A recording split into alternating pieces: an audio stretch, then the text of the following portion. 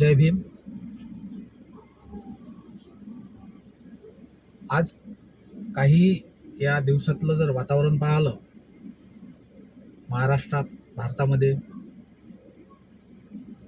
आपण सोशल मीडियावर गेलो की कोणताही व्यक्ती कोणत्याही व्हिडिओमध्ये हाच मुद्दा असते की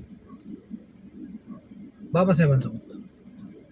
आता मी ज्या मुद्द्यावर बोलणार आहोत, तर जो व्हिडिओ तुम्ही आता पाहणार आहात, त्या व्हिडिओमध्ये वकील साहेब म्हणतात की राजनैतिक पार्ट्या, राजनैतिक लोक वोट बँकसाठी बाबासाहेबाचा उपयोग करतात किंवा ते वोटसाठी असे म्हणतात की बाबासाहेबांनी संविधान निर्माण केलं.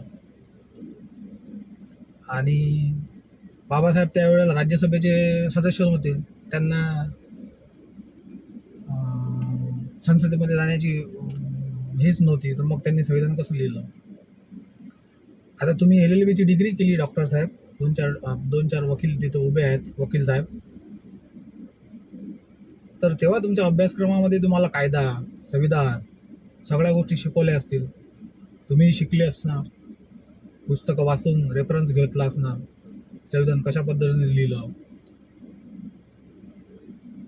तर आता एवढ्या दिवसानंतर तुम्ही असे कसे काय बोलता की संविधान बाबासाहेबांनी लिहिलं नाही, फक्त वोट बँकसाठी बाबासाहेबांनी संविधान लिहिलं असं म्हणतात.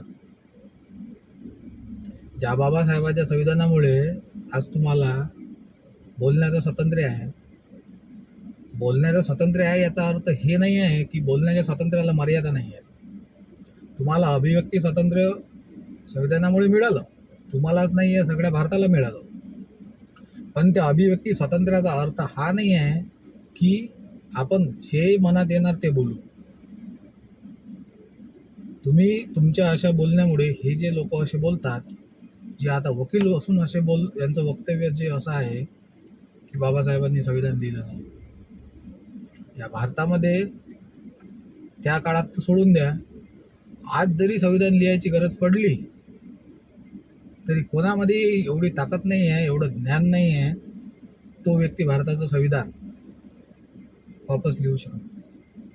तेव्हाही बाबासाहेब एकमेव पर्याय होते आणि आजही बाबासाहेबच एकमेव पर्याय आहेत. त्याच्यामुळे तुम्हाला प्रसिद्ध होण्यासाठी तुम्ही बाबासाहेबांवर टीका करून बाबासाहेबांनी संविधान लिहिलं नाही हे बोलून तुम्ही जर प्रसिद्धी मिळवण्याचा प्रयत्न करत असणार आणि लोकांची, समाजाची दिशाभूल करण्याचा प्रयत्न करत असणार, तर ह्या गोष्टी बरोबर नाही आहेत. तुम्हाला बोलण्यामध्ये ततमम तुम्ही करू राहिले, तुम्हाला बाबासाहेबांचं नाव नीट घेता येत नाही. तुम्ही राज्यसभेचा उल्लेख केला. अरे बाबासाहेब जेव्हा संविधान सभेवर पश्चिम बंगालमधून निवडून आले होते आणि काही दिवसानंतर जेव्हा पश्चिम बंगाल हा फाळणी झाल्यानंतर पाकिस्तानमध्ये गेला, तेव्हा बाबासाहेब इनडायरेक्टली पाकिस्तानच्या संविधान सभेचे सदस्य झाले. आणि बाबासाहेबांनी आपण प्रथमतः भारतीय आणि अंतिमतः भारतीय असं म्हटलेलं आहे. त्यामुळे बाबासाहेबांनी पाकिस्तानची जेव्हा फाळणीची घोषणा झाली आणि पाकिस्तानमध्ये जेव्हा बाबासाहेब घटना समितीचे सदस्य झाले इनडायरेक्टली, फाळणी पाकिस्तानमध्ये पश्चिम बंगाल गेल्यामुळे, बाबासाहेबांनी तिथला राजीनामा दिला. आणि बाबासाहेबांनी राजीनामा दिल्यानंतर आपल्या घटना समितीला बाबासाहेबांची गरज होती. गरज तेव्हाही होती, गरज आजही आहे. बाबासाहेबाला या देशाची गरज आहे. तेव्हा गरज होती, त्या गरजेपोटी बॅरिस्टर जयकर यांना मुंबईमधून राजीनामा द्यायला लावण्यात आला आणि त्यांच्या जागी बाबासाहेबाला निवडून आणण्यात आलं आणि संविधान सभेमध्ये घेतलं. आणि संविधान सभेमध्ये घेतल्या मसुदा समिती स्थापन केली. मसुदा समिती स्थापन केल्यानंतर दुसऱ्याच दिवशी बाबासाहेबाला मसुदा समितीचं अध्यक्ष बनवण्यात आलं. बाबासाहेब मसुदा समितीचे अध्यक्ष असूनही इतर 4 समित्यांचे अध्यक्ष होते. त्याच्यामध्ये मूलभूत हक्क उपसमिती, अल्पसंख्याक उपसमिती आणि 2 समित्या आहेत.